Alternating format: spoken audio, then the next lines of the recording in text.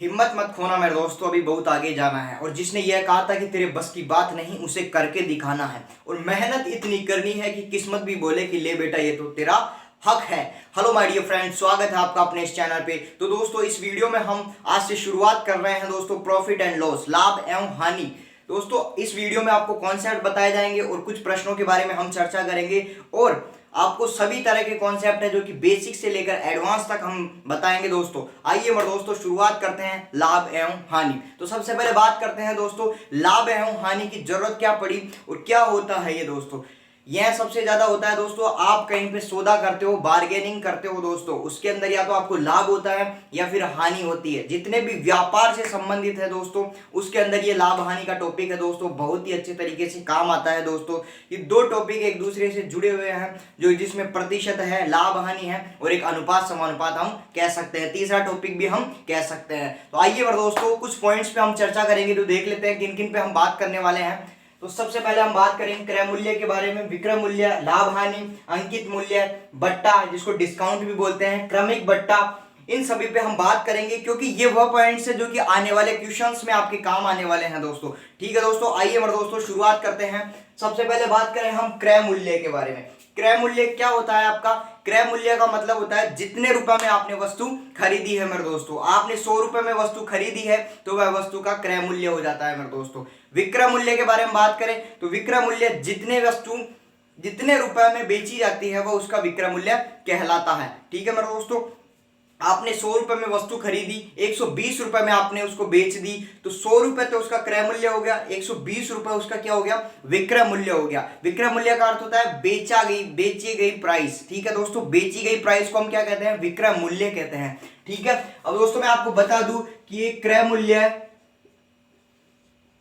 मूल्य तो आपका खरीदा गया मूल्य होता है, जबकि विक्रय मूल्य क्या होता है? आपका बेचा गया मूल्य होता है। क्या होता है दोस्तों? विक्रय मूल्य क्या होता है? आपका बेचा हुआ मूल्य होता है। ठीक है, अब दोस्तों या तो आप सामान को बेचोगे जब आपको हानि होगी या फिर आपको लाभ होगा मेरे दोस्तों।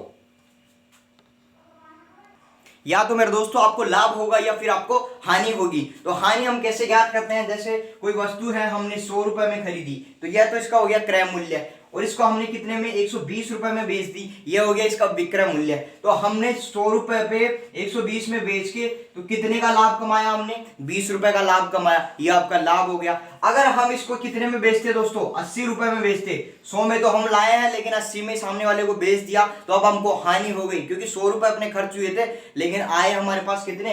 80 रुपए आए, तो हमारे को क्या हो गई? अब दोस्तों हानि हो गई। हानि कितने की हो गई? क्रय मूल्य में से हमेशा लाभ एवं हानि निकाली जाती है दोस्तों, क्योंकि क्रय मूल्य ही आपका आधार माना जाता है मेरे दोस्तों। आइए अगले पॉइंट्स के बारे में बात करते हैं। क्या है आपका अगला पॉइंट? आशा करता हूं क्रय मूल्य, विक्रय मूल्य, लाभ एवं हानि आपको अच्छे से समझ में आए होंगे, इनमें कोई दिक्कत ही नहीं है दोस्तों। अब बात करते हैं अंकित मूल्य के बारे में दोस्तों, यही बहुत ही इंपॉर्टेंट है। विद्यार्थी को यह समझ में नहीं आता कि अंकित मूल्य होता क्या है। तो दोस्तों मैं आपको बता दूं कि व्यापारी कोई वस्तु खरीद कर लाता है, क्रय मूल्य में खरीद कर लाता है। अब उस वस्तु पर लाभ कमाने के लिए वह क्या करता है? उसका मूल्य क्या है दोस्तों? बढ़ा देता है। आपने ऑनलाइन शॉपिंग की होगी दोस्तों, उसमें जैसे 100 रुपए की वस्तु है उसको 500 रुपए लगा के उस पर डिस्काउंट देते हैं दोस्तों। तो क्या मतलब है? 100 रुपए की आ जाती है वो वस्तु।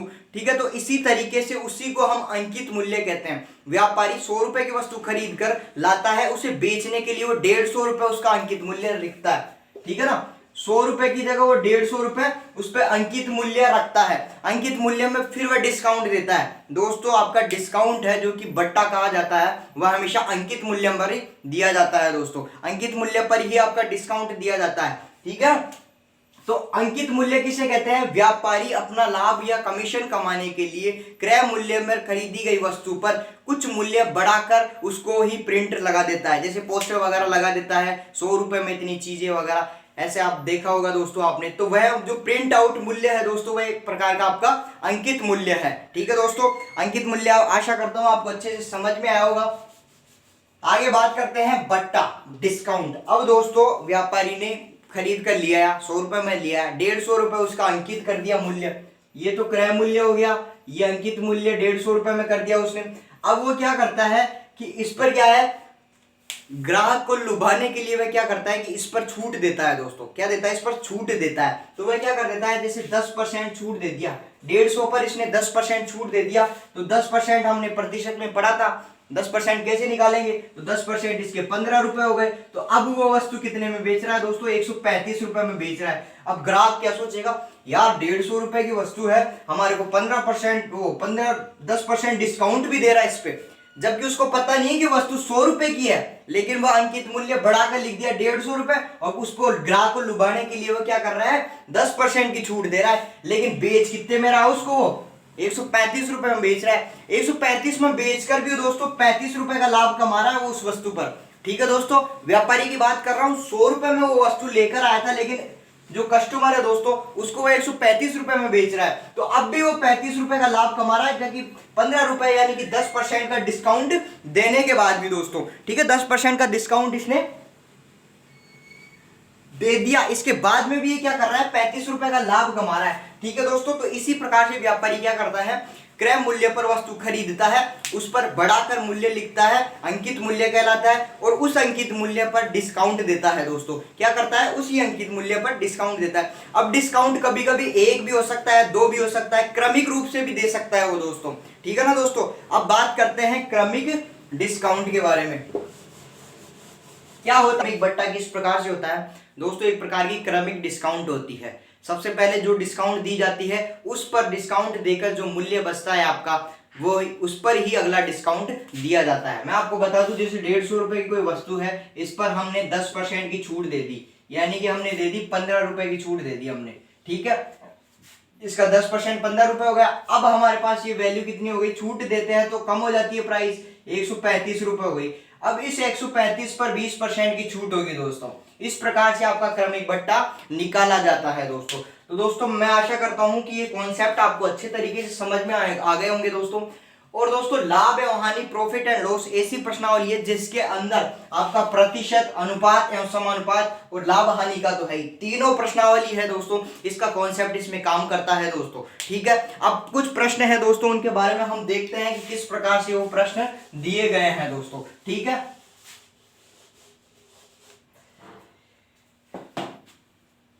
मनीष ने एक घोड़ा 4000 रुपए में खरीदा और उसे 4600 रुपए में बेच दिया, तो बताओ मनीष को इस सौदे पर कितना प्रतिशत लाभ हुआ। तो दोस्तों सबसे पहले मैं आपको बता दूं कि लाभ हानि व लाभ हानि प्रतिशत, ठीक है दोस्तों, सभी के सभी क्रय मूल्य पर ही निकाले जाते हैं दोस्तों। किस पर निकाले जाते हैं, क्रय मूल्य पर ही निकाले जाते हैं। ठीक है, अब मैं लाभ हानि और लाभ प्रतिशत का मैं आपको बता देता हूं दोस्तों। ठीक है, तो लाभ प्रतिशत बराबर लाभ बटे क्रय मूल्य। ठीक है, लाभ बटे क्रय मूल्य गुणा 100। जबकि हानि प्रतिशत कैसे निकालेंगे, कुछ ही नहीं है वो दोस्तों, सिंपल फॉर्मूले है। हानि जितने की हानि हुई है ये भी क्रय मूल्य पे निकलेगी। ध्यान रखना, लाभ हानि और लाभ प्रतिशत हमेशा क्रय मूल्य पर ही निकले जाते हैं। ठीक है, लाभ हानि और लाभ प्रतिशत जो कि आपके क्रय मूल्य पर ही निकाले जाते हैं। इस बात का दोस्तों ध्यान रखना है, बहुत इंपॉर्टेंट है ये। अब बात कर रहा है कि मनीष ने एक घोड़ा 4000 रुपए में खरीदा। ठीक है, मनीष जी ने एक घोड़ा 4000 रुपए में खरीद लिया। ठीक है भैया, खरीद लिया। अब वह क्या करता है, 4600 रुपए में उसको बेच रहा है। तो भैया लाभ हुआ ना, उसको 4000 में खरीद के 4600 रुपए में उसको बेच दिया। उसके तो 4000 ही खर्च हुए थे, लेकिन उसके पास कितने आ गए, 4600 आ गए दोस्तों। तो 600 रुपए इसके पास ज्यादा आ गए, तो यानी कि 600 रुपए का लाभ हो गया इनको। 600 रुपए का लाभ हो गया, तो अब इसका लाभ प्रतिशत पूछ रहा है दोस्तों, कितना लाभ हुआ, प्रतिशत लाभ कितना हुआ। दोस्तों ध्यान रखना, एक तो लाभ अलग है, लाभ प्रतिशत अलग है। लाभ पूछा जाए तो 600 रुपए का लाभ हुआ, लेकिन लाभ प्रतिशत पूछा जाए तो हम कैसे निकालेंगे, सबसे पहले कितने का लाभ हुआ है, 600 रुपए का लाभ हुआ है। क्रय मूल्य कितना था, खरीदा कितने में था, 4000 रुपए में खरीदा था। तो भैया 4000 में खरीद लिया और 600 रुपए का लाभ हो गया। गुणा हम 100 से करते थे, क्योंकि प्रतिशत में हमने 100 से गुणा 100 से भाग ही दिया है। ठीक है दोस्तों, तो आपकी ये 3 जीरो है दोस्तों, 3 जीरो से 2 जीरो तो मैं ये काट दिया, 1 जीरो हमने ये काट दिया, तो हमारे पास 60 बच गए। लेकिन ये किसके हैं, प्रतिशत के। तो दोस्तों 60% का इसको लाभ हो जाता है दोस्तों आशा करता हूं प्रश्न आपको अच्छे से समझ में आया होगा। मनीष, एक बार फिर से रिवाइज करा देता हूं, मनीष जी ने एक घोड़ा 4,000 रुपए में खरीदा, उसे 4600 रुपए में बेच दिया। इस सौदे पर कितना प्रतिशत का लाभ हुआ? सबसे पहले उनका क्रय मूल्य ज्ञात करेंगे, 4000 रुपए है, उसमें से 4600 में बेच दिया तो 600 रुपए का लाभ हो गया। अब दोस्तों लाभ प्रतिशत बराबर लाभ बटे क्रय मूल्य गुणा 100, तो लाभ कितने का हुआ? 600 का, क्रय मूल्य 4000 गुणा 100 हम कर देते हैं। तो इस तरीके से हमारा 60% इसका आंसर आ जाएगा मेरे दोस्तों।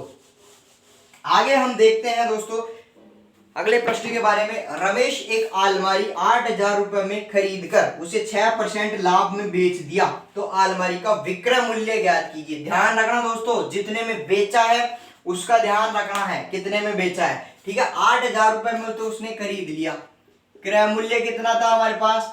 8000 रुपए। ठीक है, 8000 रुपए में खरीद लिया। अब उसको कितना परसेंट लाभ हुआ? लाभ हुआ उसको 6%। जो लाभ प्रतिशत है हमारे को कितना दिया हुआ है? 6% दिया हुआ है। ठीक है दोस्तों, तो अलमारी का विक्रय मूल्य पूछ रहा है भैया, बहुत अच्छा प्रश्न है दोस्तों। अब मैं बता दूं आपको, 100% में उसने कोई वस्तु खरीदी तो उसका मूल्य कितना था? 8000 रुपए। ठीक है, 6% उसने लाभ कमा लिया। कितना कमाया? 6% इसने लाभ कमा लिया। तो अब कितने की वस्तु हो गई है दोस्तों? 106% की हो गई ना। 100% की वस्तु थी, 100% में तो खरीदा और 106% में उसको बेच दिया, तो 6% का लाभ हुआ कि नहीं हुआ? ठीक है, तो अब हमारे को कितने में बेचा है ये दोस्तों? 106% में बेचा है, तो 106% की वैल्यू हमें ज्ञात करनी है। तो अब क्या करेंगे हम? 1% बराबर इसके बटे में 8000 के बटे में 100 हो जाएगा दोस्तों। ठीक है, और गुणा सबको 106 से दोनों तरफ हम गुणा कर देंगे दोस्तों।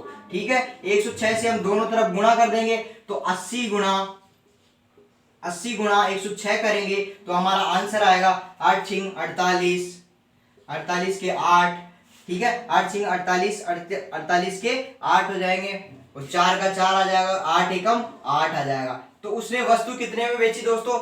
8480 रुपए में बेची। जो 6% लाभ कमाया था दोस्तों वो कितना था? 480 रुपए था दोस्तों। 6% कितना था दोस्तों? 480 रुपए। कैसे निकाला? 8000, 8480 में से 8000 घटा के मेरे दोस्तों। तो दोस्तों ये था लाभ एवं हानि का दोस्तों बेसिक वीडियो। आशा करता हूं दोस्तों सारे कॉन्सेप्ट आपके अच्छे तरीके से क्लियर हुए होंगे दोस्तों। जो आपके क्रय मूल्य, विक्रय मूल्य, लाभ हानि, अंकित मूल्य, बट्टा और क्रमिक बट्टे से संबंधित जो कॉन्सेप्ट आपके चल रहे थे दोस्तों, वह मैं आशा करता हूं कि पूरे क्लियर हो गए होंगे दोस्तों। इसी प्रकार के दोस्तों वीडियोस के लिए अब दोस्तों लाभ हानि के लगभग 5 से 7 वीडियो और आएंगे दोस्तों, जो कि इंपॉर्टेंट रहेंगे प्रीवियस ईयर एग्जाम्स के अंदर पूछे गए प्रश्नों के बारे में। तो दोस्तों हमारा जो टेलीग्राम ग्रुप है डिस्क्रिप्शन के अंदर दिया हुआ है, उसका लिंक वहां से आप ज्वाइन कर सकते हो दोस्तों। तो बने रहिए दोस्तों चैनल के साथ। मिलते हैं दोस्तों अगले वीडियो में। धन्यवाद।